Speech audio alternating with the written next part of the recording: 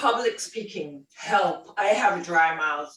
Some people feel very much at ease to speak in public. Others actually loathe it and dread to talk in front of an audience.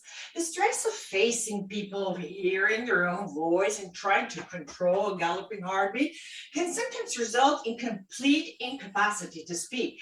Because apart from the emotional impact, you're also mechanically hindered by your own body, by the total absence of lubricating saliva. Why is it that precisely in this cardinal moment I have to have a dry mouth? Hi, I am Dr. Elena Spasmo. I'm a dentist, and therefore I know of saliva's whereabouts. The high anxiety you are facing triggers many reactions in your body. As in any primary fear, you're prepared to run and flee the menace because the moment of stepping in the spotlight is considered by your brain as danger, danger, danger, and you like to run away real fast. Now, of course, we all know saliva doesn't make you run any faster, and your jaw muscles are tightened to the max. So this clenching is, amongst others, a reason the salivary ducts can run dry. What to do about this? I would like to divide the problem in two sections. And of course, I will begin to advise you the help of a public speaking coach. And I happen to know one, a true professional public speaking coach and actress. I present to you Elia Nichols. Hi, Elia. Hi, Elena. Thank you for having me.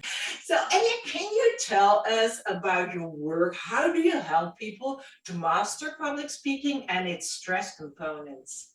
Absolutely. So I am, as you said, a public speaking and communications coach, but my background is that I'm also an actress. So I started in theater and then I moved on to TV and film.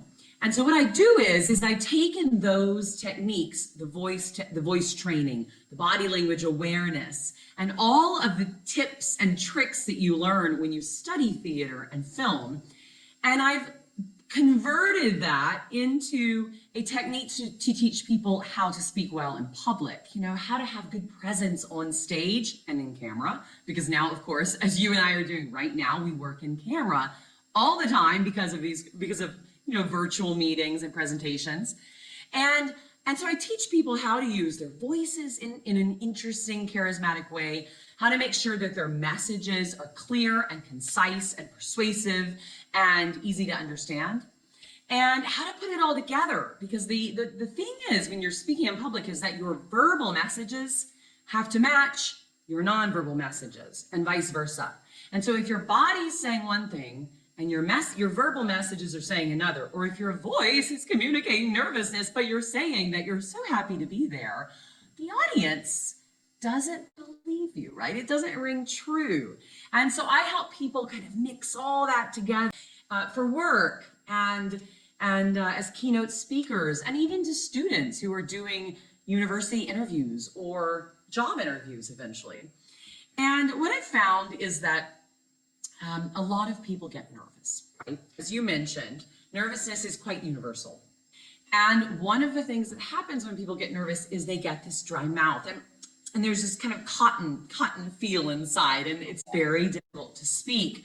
So I was actually really excited to talk to you today because I'm wondering if you can give us some tips that I can share with my clients. So what do you suggest to people that get dry mouth? I cannot really exercise your salivary glands, but you can trick them into producing saliva. Well, tip number one, have you ever heard of the Pavlovian reflex? Yes. In the year 1903, Dr. Pavlov found in his research the following: the dog will start producing saliva when he hears a bell, because they taught him that when they sound a bell, he gets the bone. And here comes this abundant saliva dogs tend to have when they're about to eat something they like. Well, it's exactly the same with us, because when we feel good, saliva flows. When you think, for example, of good food or smell it, or whatever situation that brings saliva into your mouth, those are all our personal Pavlov bells. The experience of stimulated saliva production, for example, let's say a lemon. I mean, if I say the word, I already feel these big salivary glands contract and actually eject a true saliva fountain in my mouth. And that is the power of a Pavlov reflex or a conditioned reflex. That can also help you when you speak in public, because you have to think of it just a fraction of a second and exercise that. You think of 11, sex, whatever works for you. Find your personal Pavlov bell. Tip number 2, avoid oral breathing. Close your mouth regularly. Apart from looking a bit silly with an open mouth, you also allow precious saliva to evaporate.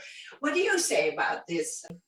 Yes, it actually is quite a sign of nervousness, because when we can hear people's breath, that big oral breathing, it tells everybody, I'm not dealing with my nerves. And also, it's just not very pretty to hear someone breathe very loud. No.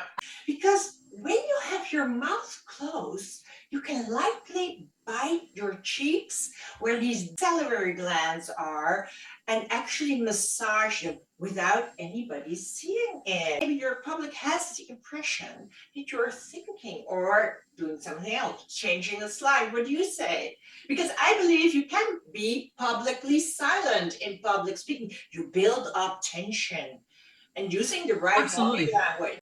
Yeah, exactly. I was thinking, if you're going to do that technique of kind of biting inside, you can do it on transition moments when you naturally need to take a little pause to give the audience time to reflect on what you've said, and you're transitioning to the next point. That's an easy time to do that. But absolutely, taking time to look up in silence and doing that exercise you taught, I think is brilliant.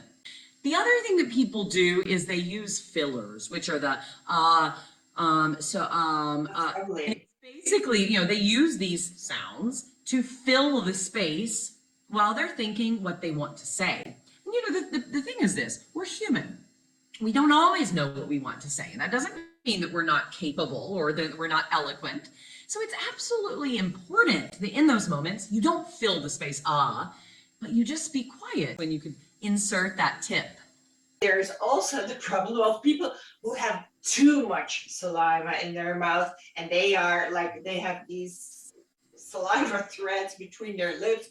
That's very unattractive to look at. Right, right. And we can talk about that too. They say too much saliva in it and you hear it in the microphone. Well, I have a video where I explain it. It's because you are so excited to make your point that you forget to swallow, and you're talking fast and you forget to swallow. It's a question of not swallowing your saliva, letting it all stay in your mouth. And shall we go on? I have a third tip. I would love to hear it. It's the easiest one. Before speaking, when you have a moment alone, you just put some toothpaste on your finger, you rub it like this, and then you massage it on the necks of your upper molars, on your gums and your teeth, also on the inside of your lower molars until the incisors. Leave it there. No rinsing. This stimulates saliva production, I can guarantee you. So that is so interesting. I did not know that. Try it. Great. Thank you for those tips. Well, I would like to thank Elia for joining me. Thank you so much. It's been a pleasure. Do remember her name, Elia Nichols, Public Speaking. Look her up. Thank you so much, Elena. It was great to be here with you.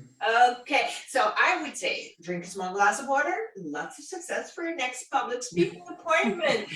And if you did enjoy this video, subscribe to the channel with over 100 videos with dental do's and don'ts, mostly in Italian, but the popular ones will be coming up in English. Place a like and share with your friends.